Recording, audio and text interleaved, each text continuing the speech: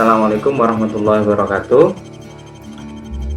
Baik kepada para lurah ataupun camat yang menonton video ini, kami coba dari Forum Bandung Sehat, kami bikin semacam peta. Peta ini sangat bermanfaat sekali sebenarnya untuk segala apapun, terutama rencana kita yang memang menuntaskan ODF di tahun 2021. Nah, ini juga berharap bisa kita saling bersinergis gitu ya.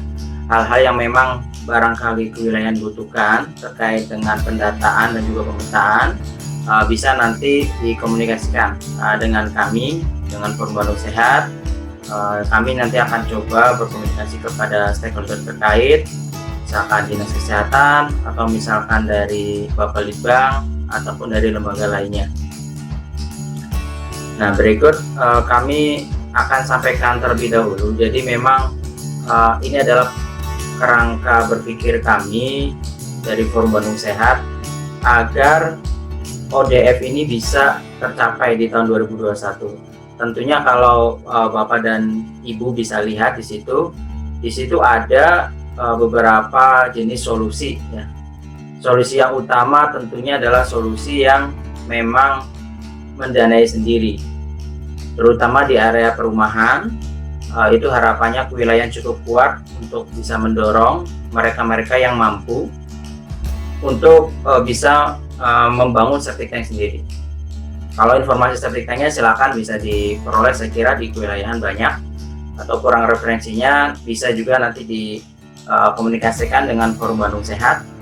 Nah, kami di sini mencoba untuk memetakan, salah satunya adalah yang paling potensial untuk bisa disambungkan adalah sambungan air kotor PDAM, Bapak Ibu.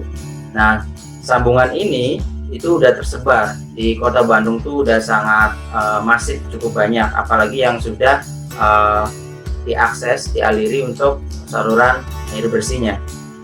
Namun memang tidak semua daerah itu dilalui oleh saluran air kotor PDAM. Tentunya memang karena faktor kemiringan topografi, wilayah-wilayah tertentu berada lebih bawah sehingga tidak cukup untuk bisa menembus ke saluran utama, saluran air kotor PDAM yang saat ini memang salurannya dikelola secara sangat baik oleh PDAM di Bodong Soang. Nah, ini juga menjadi modal sehingga ini menjadi salah satu upaya kami dari Forum Bandung Sehat untuk bisa menyampaikan peta per kelurahan, jadi levelnya tingkat kelurahan, di mana di dalamnya ada saluran air kotor PDAM-nya. Jadi emang di sini kami dapatkan peta dari PDAM dan kami coba buatkan spesifik per kelurahan. Diharapkan nanti kelurahan bisa paham, oh di jalan mana ini ada saluran air kotor PDAM, sehingga Bapak Ibu bisa menyambungkan ke sana. Tentunya dengan SOP sesuai SOP PDAM ya, tidak bisa langsung menyambungkan, tapi mengontak dulu bagian operasional dari PDAM itu sendiri.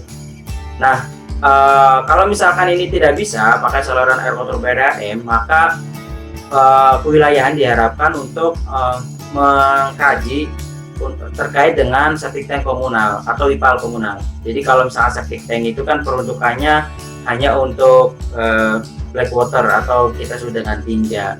Kalau misalkan IPAL, biasanya beberapa rumah sudah menyatu antara saluran air kotor yang tinja dengan saluran air mandi, gitu ya, sisa air mandi, air cucian dan sebagainya. Jadi dari pihak kewilayahan bisa mendata mana saja lokasi-lokasi yang nampaknya bisa dengan solusi septic tank komunal skala kecil, misalkan 5-10 kk. Ada yang memang skala besar untuk masyarakat yang masih banyak sekali yang masih buang air besar sembarangan. Dan yang terakhir adalah bila kedua itu memang tidak memungkinkan, barangkali perlu dipertimbangkan dengan kita membangun saluran pipa gendong, di mana memang saluran pipa gendong ini hanya menyalurkan saja sampai ke saluran air kotor PDAM, atau misalkan tidak terjangkau saluran air kotor PDAM, bisa juga nanti sampai ketemu lahan untuk membangun septic tank komunal. Nah, itu sebagai dasar gitu ya dari peta ini. Nah, selanjutnya kita perlu paham peta ini seperti apa, ketentuan-ketentuannya. Yang pertama, Bapak Ibu semua, pertama ini adalah ini pakai citra satelit 2016, sehingga sangat mungkin sekali bila ada coupling rumah yang belum ada di peta ini. Jadi ada selisih 4 tahun sampai tahun sekarang. Jadi kalau misalkan Bapak Ibu menemukan, wah di sini kosong nih di petanya, tapi sekarang udah terbangun rumahnya, berarti Bapak Ibu tinggal bikin saja di situ kotak gitu ya, satu kotak untuk coupling tersebut. Yang kedua, tingkat kedetailan peta itu levelnya coupling. Cuman memang di sini tidak ada batas RT dan RW-nya, karena memang data dari Dinas Tata Ruang sendiri masih mengkaji batas RT dan RW yang ada di Kota Bandung, sehingga untuk batas RT dan RW Bapak Ibu di kewilayahan bisa membuat sendiri saja dengan misalkan pakai spidol gitu ya, warna kuning. Oh ini batas RW sekian, ini batas RW sekian, RT sekian, itu mangga disesuaikan saja. Nah nanti Bapak Ibu bisa warnai couplingnya. Jadi kalau misalkan sudah ODF ya mungkin diwarnai saja gitu ya, sehingga nanti tersisa yang masih kosong itulah yang menjadi PR tantangan dari kewilayahan itu sendiri untuk menyelesaikan. Yang ketiga, peta ini kami buatkan dalam bentuk JPEG, ukurannya cukup besar Bapak Ibu, sekitar 40 MB, dan ini bisa dicetak oleh Bapak Ibu dengan ukuran A1. Kalau misalkan kekecilan silakan cetak ke A0, tapi biasanya rada ada beberapa yang rada ngeblur ya, beberapa aja gambar, tapi cukup representatif kalau mau cetak A0 juga. Nah ini nanti silakan dicetak sebagai referensi, harganya sekitar 20.000 kalau kita cetak di HPS A1. Selanjutnya elemen yang kami masukkan ke dalam peta ini hanya pertama adalah peta saluran air kotor PDAM. Yang kedua itu adalah taman, dan ketiga ada sekolah. Nah kalau misalkan bisa disambungkan ke saluran air kotor PDAM itu lebih baik, tapi kalau misalkan nggak bisa, maka bisa membangun septic tank komunal. Tentunya kalau lahannya tidak ada, bisa dikerjasamakan, komunikasikan dengan sekolah dan juga taman yang ada di wilayah tersebut. Yang kelima, ini tadi sama ya, tentang tidak dilengkapi batas RT dan RW. Yang keenam, peta ini tidak dilengkapi titik-titik septic tank atau IPAL yang dulu sudah pernah dibangun. Misalkan ada program Kotaku atau Sanimas gitu ya, atau bantuan ya dari hibah provinsi dan sebagainya, itu tidak ada. Jadi silakan nanti Bapak Ibu tandai saja, bikin lingkaran misalkan warna orange. Nanti dibikin titiknya di mana itu di septic tank komunal yang pernah dibangun tersebut. Nah kurang lebih langkah-langkahnya seperti ini. Pertama, Bapak dan Ibu bisa langsung cek petanya, bisa langsung download petanya di bit.do/fbs_ nama kecamatan masing-masing. Insya Allah nanti akan kami buatkan, dan silakan nanti tinggal di download saja, hanya mengakses di kecamatannya masing-masing. Yang kedua, cetak petanya dalam ukuran A1. Kalau ini kan petanya sebenarnya nanti akan diupdate ya di tabel matriksnya itu, sehingga kalau misalkan lebih bagus lagi pakai yang glossy, terus pakai spidol gitu ya, spidol whiteboard, atau kalau tidak bisa pun pakai HVS tidak apa-apa, paling nanti diisi progress update kenaikan ODF-nya itu dengan pensil di bagian matriksnya. Yang ketiga, isi data tabel matriks yang ada sesuai dengan data yang disampaikan oleh sanitarian dan juga disepakati dengan kewilayahan. Bapak Ibu bisa lihat di bit.do/ODF 2020, di situ ada data-datanya. Silakan dicari kecamatan masing-masing, kelurahan masing-masing. Masukkan data septic tank komunal yang sudah dibangun dan silakan tandai sendiri, dan juga warnai coupling rumah yang sudah ODF sehingga terlihat sebenarnya persebaran yang masih OD itu di titik mana saja yang nanti akan diintervensi. Nanti detailnya Bapak Ibu bisa lihat di dalam demonya. Baik, ini dilanjutkan demonstrasi untuk petanya itu sendiri. Bapak Ibu bisa Bapak Ibu lihat, ini contoh saja salah satu kelurahan Cirangrang yang ada di Babakan Ciparai. Tentunya di sini kita akan jumpai yang namanya skalanya akan berbeda-beda. Ini yang pada garis-garis kuning ini menunjukkan batas kelurahan Bapak Ibu, dan ini kalau kita zoom, nah jadi nanti ini adalah kafling yang memang ada di wilayah kelurahan ini. Jadi langkah pertama adalah kita isi dulu tabel yang ini Bapak Ibu. Nah, ini kan tabel ini adalah tabel matriks RT dan RW. Jadi misalkan data yang ada di Excel-nya itu RW 1, RT 1 masih ada berapa yang masih BAB sembarangan. Nanti Bapak Ibu tulis di sini. Misalkan sini ada 9. Nah, karena memang kalau dicetak di kertas HVS, maka lebih baik ini pakai pensil aja Bapak Ibu. Jadi misalnya ini 9. Terus nanti ternyata ada pembangunan septic tank 3 kakak, maka ini jadi 6. Bapak Ibu tinggal ganti. Nah, 3 kakak itu nanti di mana gitu titiknya, RT 1 tuh di mana, RW 1 RT 1 di mana, nanti cari sini, Bapak Ibu tinggal diwarnain saja. Nah, kode ini sebenarnya untuk membantu saja kalau misalkan nanti kedepannya akan ada sinkronisasi dari Dinas Tata Ruang, maka cukup melaporkan kode-kode setiap bangunan ini aja. Nomor sekian nanti secara sistem barangkali nanti bisa ditampilkan oleh Dinas Tata Ruang. Nah, selanjutnya yang perlu kita perhatikan juga di sini memang datanya ini ada pipa saluran air kotor PDAM. Nah, ini ditunjukkan dengan warna biru. Jadi kalau kita lihat di sini di kelurahan ini, Kecamatan Babakan Ciparai, di sini nampak memang tidak ada ya, hampir tidak ada saluran air kotor punya PDAM masuk ke sini.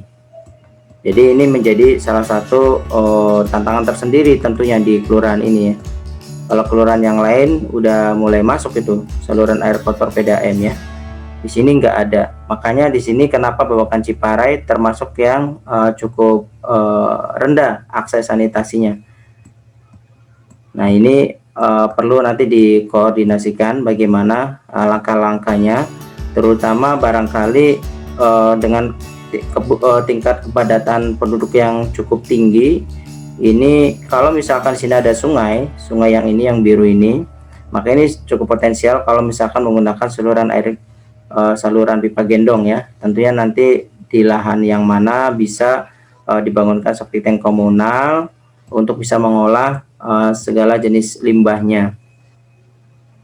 Nah, selanjutnya juga kalau kita lihat di sini ada sekolah ya. Sekolah kita kasih warna abu, coklat abu. Nah, ini ada sekolah gitu ya. Ini tentunya lapangan-lapangan di Cirangrang ini bisa dimanfaatkan. Ini juga ada sekolah gitu ya. Bisa nanti Bapak Ibu manfaatkan, atau misalkan taman yang warna hijau, ternyata di sini juga tidak terdata ada taman ya. Ini juga menjadi tantangan juga nih.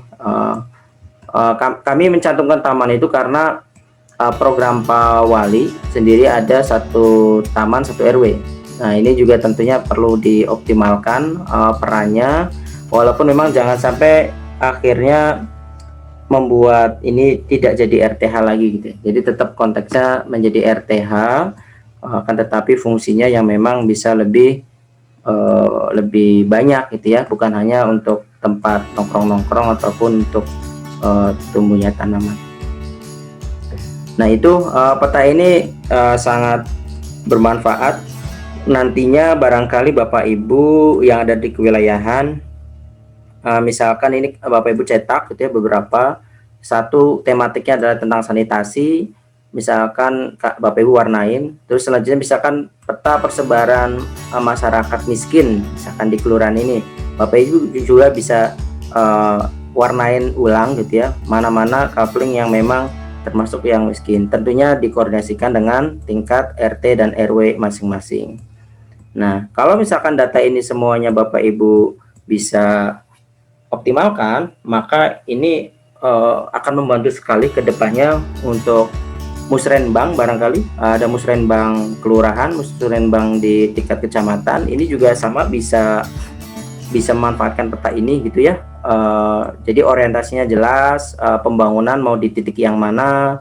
Misalkan ini jalan, ini warna yang orange ini kan jalan. Nah, ini ada jalan yang rusak, jalan rusaknya tuh yang di titik mana, panjangnya berapa. Jadi segala sesuatu nanti keputusan dalam menganggarkan pembangunan itu akan lebih strategis gitu ya di kacamata kewilayahan. Nah, ini Bapak Ibu kalau misalkan lebih serius lagi, kalau misalkan saya berandai-andai saja, kalau misalkan setiap kecamatan memiliki tenaga ahli IT yang nanti mengurus GIS, ini akan sangat bagus sekali. Jadi nanti kita bisa bicara tentang satu data ini, satu coupling ini, kita bisa isi datanya. Misalkan ini siapa penghuninya, terus juga berapa jumlah tadi ya, jumlah penghuni berapa, barangkali nanti IMB-nya juga kayak gimana gitu ya, pajak bayar pajak PBB-nya juga seperti apa, statusnya, misalkan keterangan dia itu apakah termasuk penghasilannya yang berapa. Itu nanti Bapak Ibu bisa sangat mudah sekali gitu ya, kalau dikembangkan di IT-nya. Kalau mencari data, misalkan data kemiskinan misalkan itu ya, ada berapa persen sih wilayah ini yang masih miskin. Nah, itu nanti bisa difilter saja, langsung keluar gitu ya persebarannya di mana saja. Seperti itu sedikit demonstrasi terkait dengan peta. Jadi harapannya peta ini bisa bermanfaat untuk kewilayahan.